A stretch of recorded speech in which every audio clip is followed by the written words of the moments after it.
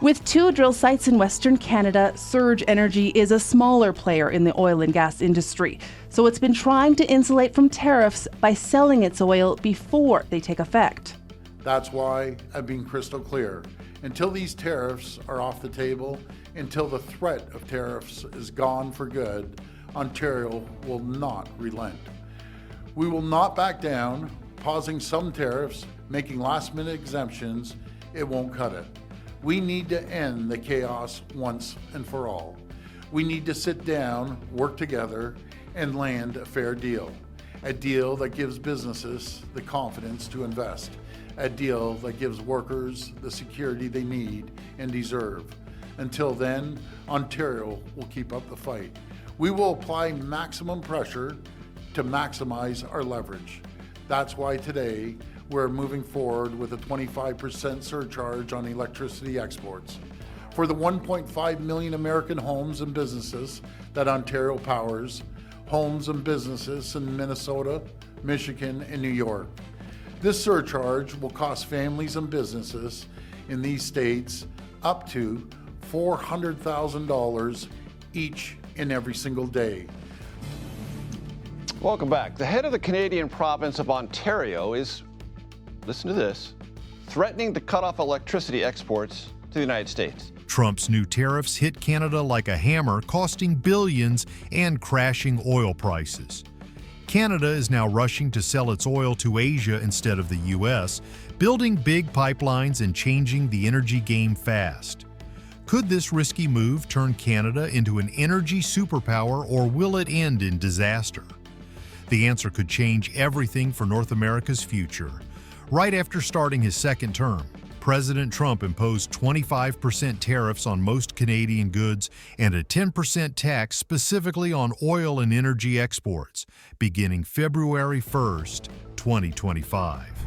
By April 2025, Canada's trade deficit widened to a record 7.1 billion Canadian dollars, about 5.2 billion US dollars, as exports to the U.S. plunged 15.7% that month since January. Experts warned that as much as 2 million Canadian jobs tied to U.S. trade could now be at risk, raising fears of a recession. American refineries sounded the alarm about possible oil and gas shortages, and consumers on both sides of the border felt it in rising electricity and fuel costs. Alberta's oil producers face shrinking profit margins literally overnight. In response, businesses began urgently seeking customers outside the U.S. Ottawa launched trade talks with Europe and Asia to offset the loss, while provincial governments rolled out emergency plans to support struggling industries. Now, the big question remains, can Canada right the ship before the damage becomes permanent? Canada responded fast. As U.S. tariffs began to hurt, Ottawa moved swiftly to build new pipelines and lock in oil deals with Asia and Europe. The Trans Mountain expansion, which began operations on May 1, 2024, nearly tripled pipeline capacity from 300,000 to 890,000 barrels per day. Alberta even proposed a new export pipeline tied to a carbon capture project worth up to 20 billion Canadian dollars, signaling a major push to the Pacific coast. Meanwhile, provinces in Ottawa started emergency talks and fast-track approvals to support these moves. But building and filling new supply routes is costly, and some question whether Canada can pivot quickly enough before the economic damage deepens. Still, these bold actions are already reshaping Canada's energy future. Trump's tariffs didn't just hurt Canada, though. They tilted the balance in favor of U.S. refiners. In May 2025, Western Canadian Select crude sold for around $51.57 per barrel, trading at an $8.90 to $9.10 discount compared to West Texas Intermediate. This nearly 14% price gap let U.S. refiners buy Canadian crude cheaply, refine it, and sell gasoline and diesel at full global rates. Refining margins hit about $8.37 per barrel globally in May, with U.S. Gulf Coast Mars margins near $16, meaning U.S. refiners could earn an extra $1 or more per barrel over Canadian costs. Meanwhile, Alberta producers were squeezed, often losing $5 to $20 per barrel against their costs. The result? Massive profit loss and painful production cuts. Canada's revenue tanked while U.S. companies cashed in by exporting refined fuel worldwide. This twist means Trump's tariffs backfired, boosting U.S. refiners instead of punishing Canada. And with the WCS-WTI spread still wide, experts warn the longer it persists, the deeper Canada's economic wounds may run. When Trump's tariffs started hurting Canada, the Trans Mountain Expansion Pipeline became Ottawa's best move. Finished on May 1, 2024, TMX boosted oil flow from 300,000 to 890,000 barrels per day, nearly tripling Canada's export capacity. Almost overnight, oil companies began shipping more crude directly to the Pacific coast. By May 2025, China had already become the top buyer, importing about 207,000 barrels per day through TMX, way up from just 7,000 barrels a decade ago. This huge shift meant Canada didn't have to rely only on U.S. customers anymore. TMX also gave Canada leverage to negotiate better prices, closing the gap between Canadian and U.S. oil prices. But experts warn building TMX cost more than 21 billion Canadian dollars, and higher shipping costs through BC ports could still eat into profits. Now, Canada's leaders face a big question.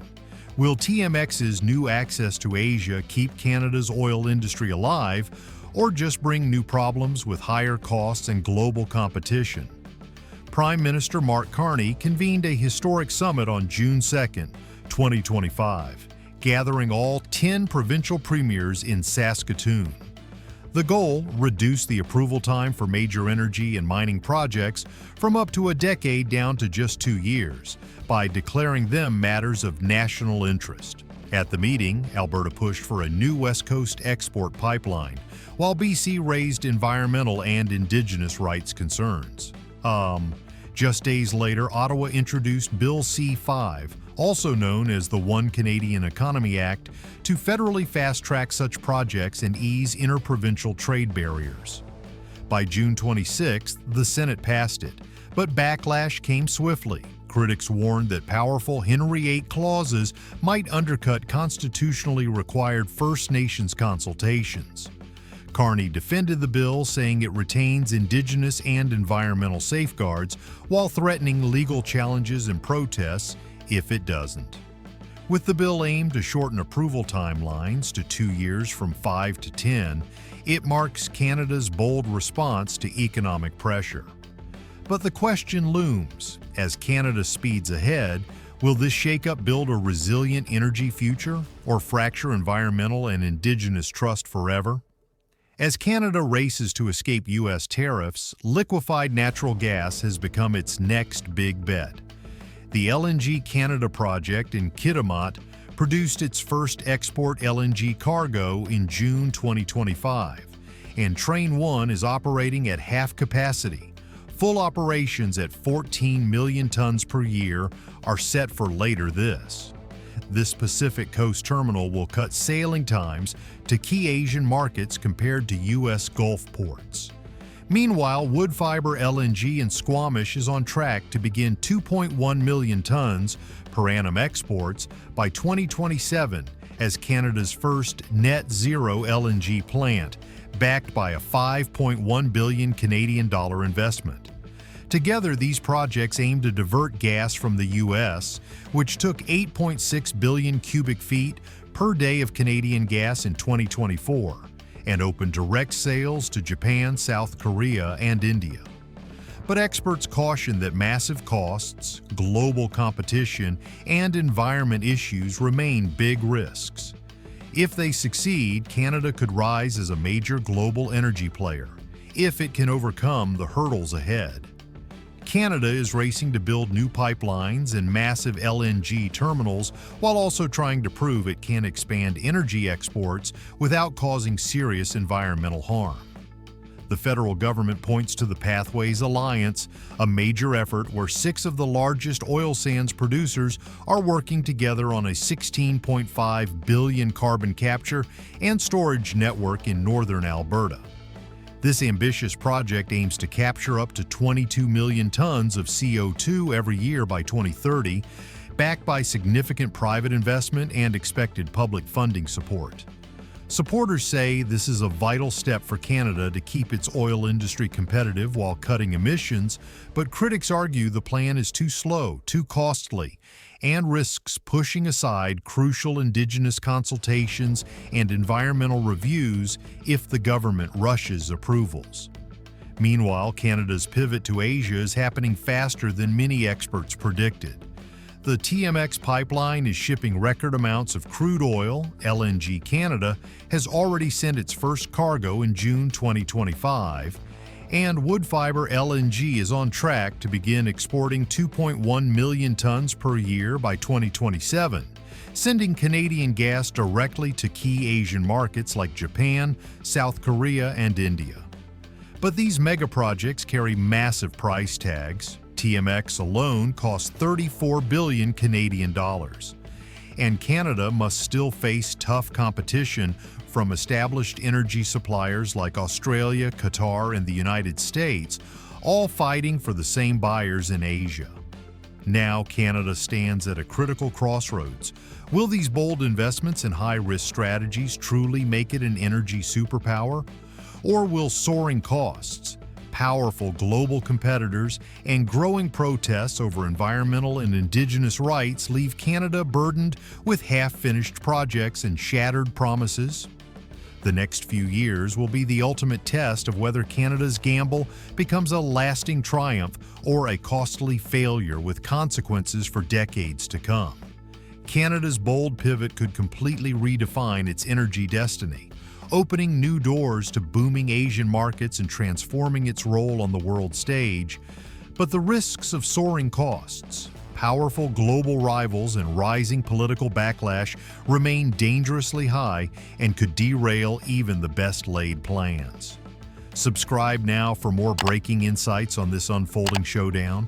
Don't miss our next explosive update that could change how you see the future of energy forever.